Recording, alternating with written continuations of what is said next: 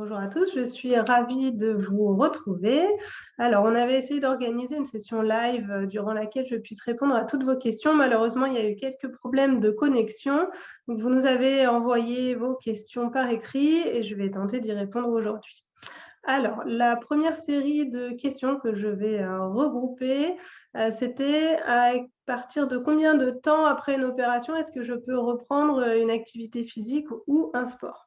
Alors, premièrement, il faut bien différencier l'activité physique du sport, parce que ce sont deux choses un petit peu différentes.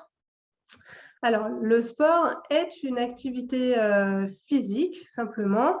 Il répond à des règles et il peut se pratiquer en compétition. L'activité physique a un sens beaucoup plus large puisque aller faire ses courses ou passer son aspirateur, c'est déjà une activité physique. Voilà. Donc, pour la reprise du sport, ça reste une décision qui est médicale.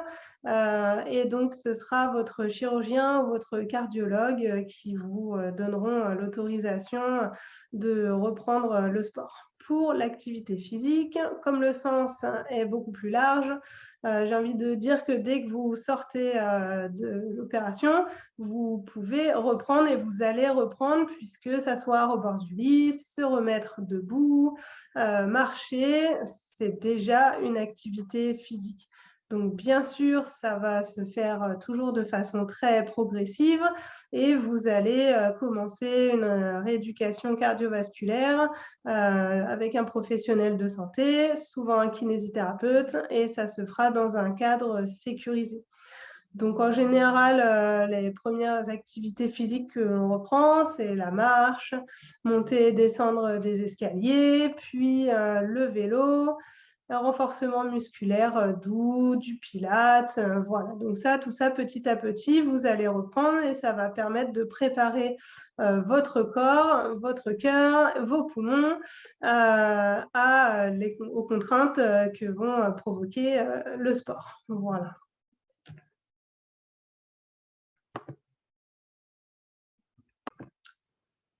Alors, la deuxième question qui fait un peu suite à la première, c'est quel est le nombre de pulsations cardiaques à ne pas dépasser lors d'un exercice? Alors, on a une notion très théorique de fréquence cardiaque maximale, c'est-à-dire la fréquence maximale à laquelle votre cœur peut battre par minute.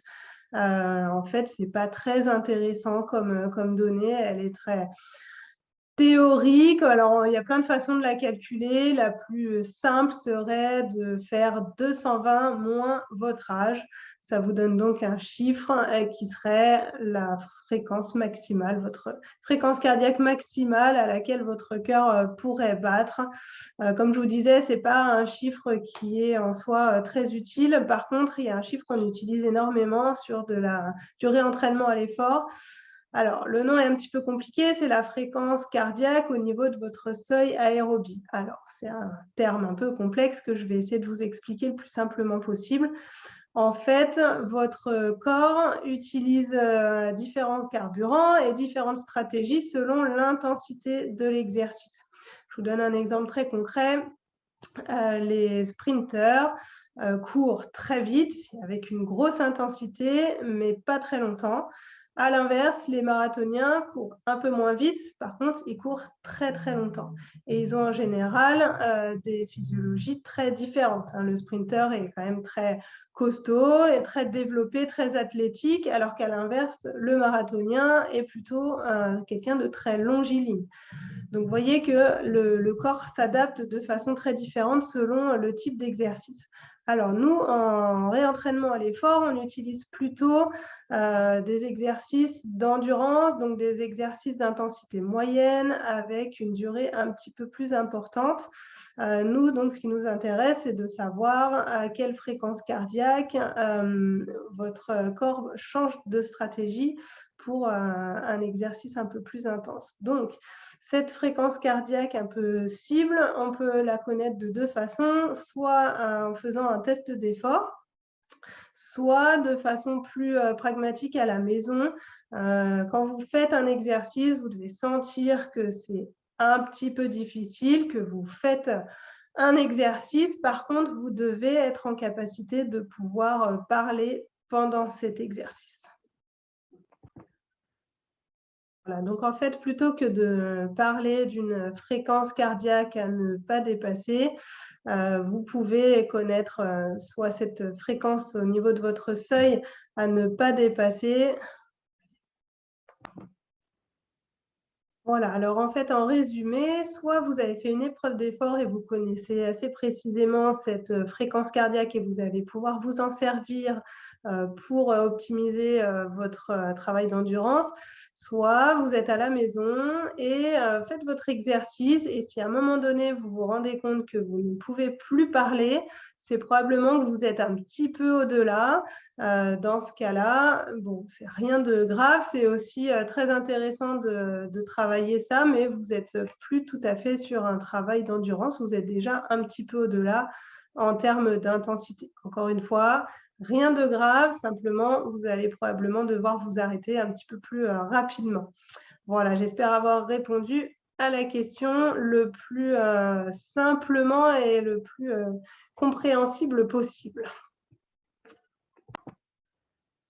Alors, dernière question, elle était consacrée à comment savoir, comment évaluer sa progression. Donc voilà, c'était une personne qui avait fait un stage de réentraînement à l'effort et qui était en sortant capable de faire 12 km à vélo en 30 minutes. Donc maintenant qu'il est à la maison, comment est-ce qu'on arrive à savoir si on progresse ou si au contraire on est en train de plutôt de régresser ou de stagner? Alors, il y a un des moyens, c'est pas le plus simple, mais le plus précis en tout cas de le quantifier, c'est le traditionnel test d'effort. Le gros souci, c'est qu'en général, on n'en fait pas régulièrement. On a accès à ce type d'examen tous les 6 mois, voire tous les ans. Donc voilà, on a quand même besoin de savoir un petit peu plus régulièrement et un peu plus facilement de s'évaluer quand on est à la maison. Alors, la première chose, c'est que vous pouvez vous faire un petit carnet d'exercices où vous notez les séances que vous avez faites et où vous évaluez sur une échelle de 0 à 10 votre ressenti par rapport à l'exercice. 0, c'était très simple et 10, c'était vraiment extrêmement difficile, voire vous avez été obligé d'arrêter la séance par épuisement. Voilà, donc ça vous permet, par exemple, si vous refaites la même séance 2 ou 3 mois plus tard, vous réévaluez votre ressenti et vous pouvez comparer avec la fois précédente. Voilà. La deuxième chose, c'est qu'il y a aussi des petits tests, par exemple le test de 6 minutes de marche que certains d'entre vous ont peut-être déjà fait. L'idée, c'est de mesurer le nombre de mètres parcourus en 6 minutes de marche. Voilà, donc maintenant, avec les téléphones ou avec les montres connectées, vous réglez un minuteur sur 6 minutes. Vous partez, vous marchez rapidement. Si vous avez besoin de vous arrêter, vous faites des pauses. Mais voilà, l'idée, c'est ensuite de recueillir le nombre de mètres parcourus pendant ces 6 minutes. Et en général, c'est quand même un bon indicateur de progression de son endurance. Voilà. Alors, j'espère que j'ai répondu à toutes les questions. N'hésitez pas à mettre des commentaires à cette vidéo pour me dire si tout est clair et puis éventuellement pour poser d'autres questions si vous avez besoin de précision. Je resterai attentive à tous les commentaires pour essayer d'y répondre au mieux. À bientôt.